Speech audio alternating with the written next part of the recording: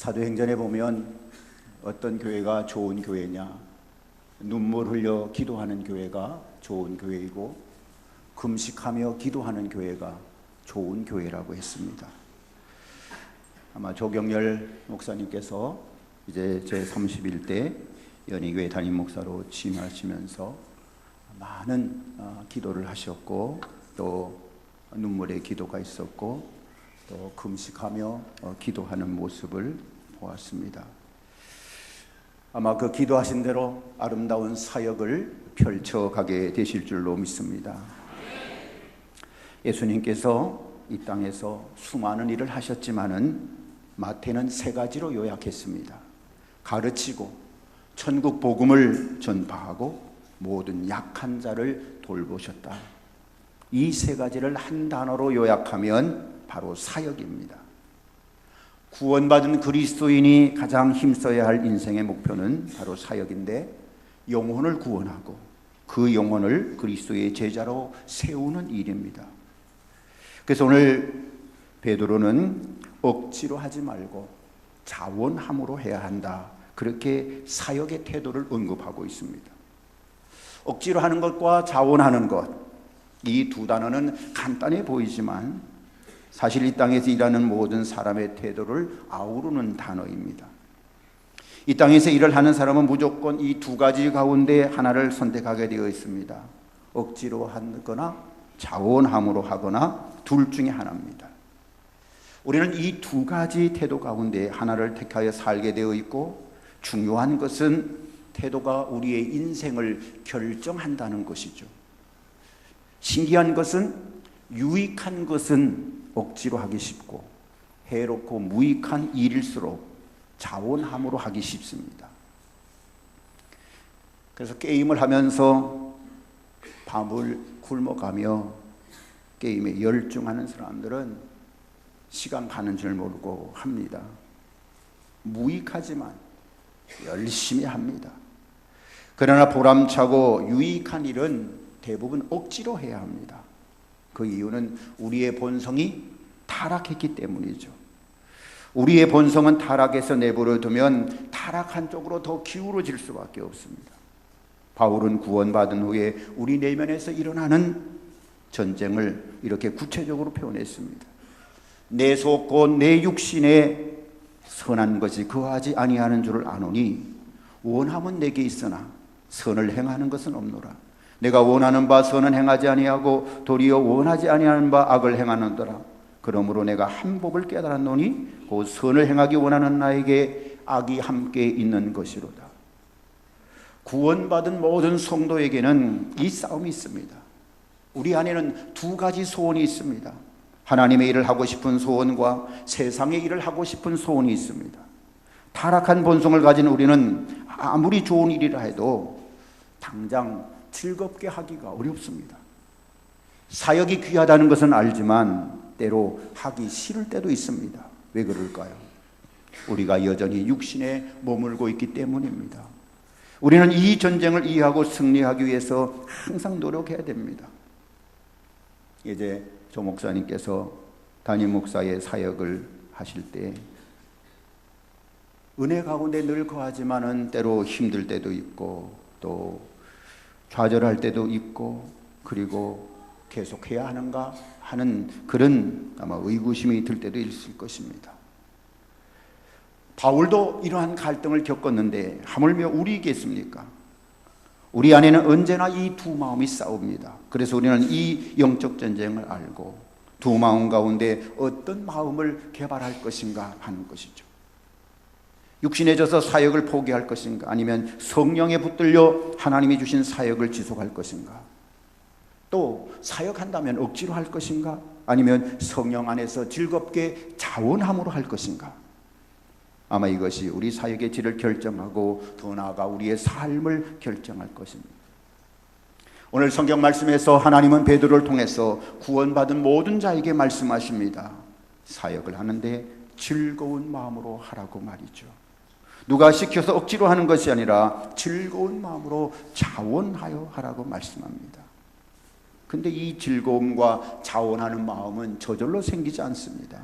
매일 자신의 마음을 닦아내야 합니다. 매일 기도해야 됩니다. 매일 경건의 시간을 통해 하나님의 말씀으로 자신의 마음에 동기를 부여해야 합니다.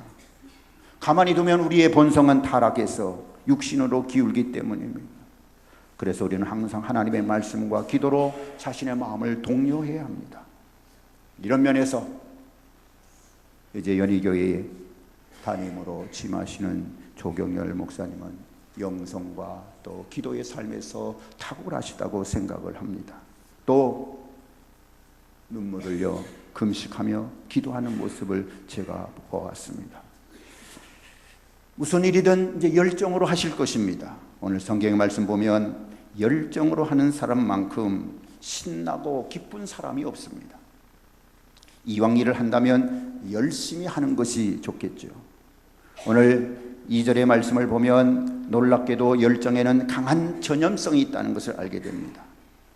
그래서 목회하면서 사랑하는 양떼들을 하나님의 말씀으로 사랑해 갈 때, 또 이런 영혼에 관심을 둘 때 다른 사람들도 또 성도들도 이런 영혼에 관심을 갖는다는 것이죠. 누군가가 하나님께 가까이 가고 또 즐거운 마음으로 자신을 들여 순종하면 그 주위 사람들도 순종하게 되는 것이죠. 이렇듯 열정에는 전염성이 있다는 거예요. 부모가 열정적으로 삶을 살아가면 자녀들도 열정이 넘치는 사람이 됩니다. 이 땅에서 열정을 품은 지도자들과 함께 산다는 것은 얼마나 기쁜 일인지 모릅니다. 우리가 열정을 가지고 있는 지도자와 함께 믿음의 길을 걷는다는 것을 바로 그와 함께 믿음의 길을 걷는 사람들에게 축복인 것입니다. 여러분, 반대로 그렇지 않은 사람들도 많이 있습니다. 하나님의 맡긴 일들을 하긴 하는데 열정이 없습니다. 보고 있자면 얼마나 안타까운지 모릅니다. 도대체 그 안에 조금이라도 성령이 있는 것인지 온기를 전혀 느낄 수 없는 사람들도 있습니다. 이런 사람들은 냉기가 돌죠. 아무것도 이룰 수 없습니다. 아무리 뛰어나도 소용이 없는 것이죠. 잃어버린 영혼에 대한 관심이 없습니다. 복음과 그리스도에 대한 뜨거운 마음도 없습니다. 그러나 하나님이 주신 마음을 가지고 사역의 태도, 그것이 결정되어지는데 바로 오늘 성경에서 열정을 언급하신 이유가 여기 있습니다. 베드로는 사역의 열정을 말하면서 올바른 열정을 강조하고 있습니다. 이 세상에는 잘못된 열정도 많기 때문입니다. 그래서 2절의 말씀 보면 더러운 이득을 위하여 하지 말고 그랬습니다. 잘못된 동기로 열심을 내면 안 된다는 거죠. 열심히 하긴 하는데 남이 알아주기 위해서, 또 명예를 위해서, 그리고 세상의 어떤 것들을 따라서 열심을 내면 그 열심은 오히려 해가 되겠죠.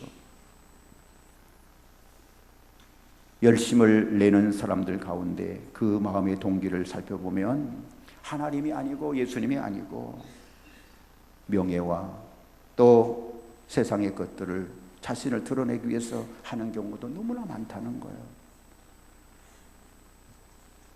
이러한 사역은 예수님과는 전혀 관계가 없는 것이죠.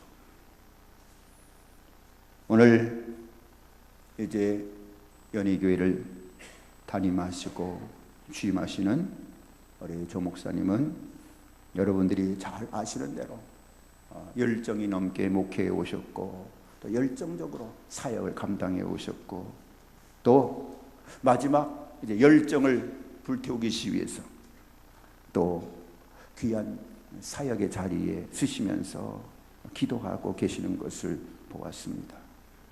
아마도 저의 마음속에 이 세상에 누구도 막을 수 없는 환난과 고난, 험단과 멸시도 막을 수 없는 하나님의 나라에 대한 열정이 우리 목사님의 마음속에 있는 줄로 믿습니다. 끝으로 오늘 성경의 말씀 보면 주장하는 자세를 하지 말고 본이 되어야 한다 말씀하고 있습니다. 하나님이 원하시는 사역의 태도는 온유함입니다. 너무나 많은 사역자가 주장하는 자세를 취하죠. 예수님은 우리를 자유케 하려고 오셨습니다. 피 흘리심으로 주신 자유를 다른 사람들에게 우리가 헐값에 팔면 안 되겠죠. 바울은 이렇게 외쳤습니다. 그리스도께서 우리를 자유롭게 하려고 자유를 주셨으니 그러므로 굳건하게 서서 다시는 종의 멍에를 매지 말라.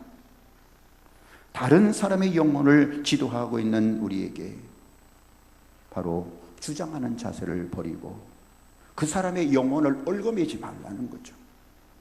내가 너희를 그리스도와 중매하게 하려 한다고 바울은 말했습니다. 그리스도의 몸인 교회는 바로 예수 그리스도께서 머리이십니다. 우리가 복음을 전했던 양육을 했던 상관하지 말고 그 사람을 그리스도에게로 인도하라는 것입니다. 내가 얽어매고 내 사람으로 만들어가는 것이 아니라 그리스도의 사람으로 그리스도께로 보내라는 것이죠. 그런 귀한 은혜가 우리 연희교회 안에 또 사랑하는 성도들의 삶에 넘쳐 흐르기를 축복합니다. 자원함으로 하시고 열정적으로 하시고 또 주장하는 자세가 아니라 온유함으로 끌어가실 때 여러 성도님들도 말씀을 따라서 잘 또 순종하면서 충성하면서 믿음의 길을 걷는 그런 귀한 은혜가 있기를 바랍니다. 그랬을 때 4절의 말씀처럼 시들지 아니하는 영광의 관이 정확히 어떤 것인지는 나와 있지 않지만 그 면류관이 여러분들에게 예비되어 있을 줄로 믿습니다. 우리가 생명을 다해서 가르친 사람이 바로 하나님의 사람들로 세워진다는 것을 기억하면서 이 귀한 면류관을 보면서 달려가시는 우리 목사님의 그 지도를, 신앙의 지도를 잘 받으셔서 바로 복된 사역을 펼쳐가고 또 올바른 태도로 사역의 길을 걸어가는 그런 귀한 은혜가 우리 모두에게 넘쳐나기를, 또 오늘 취임하시는 목사님의 귀한 사역에 우리 사랑하는 성도들이 귀하게 잘 섬겨서 좋은 열매를 맺는 행복한 신앙의 세계가 펼쳐지기를 주님의 이름으로 간절히 축원합니다. 하나님 아버지 감사합니다.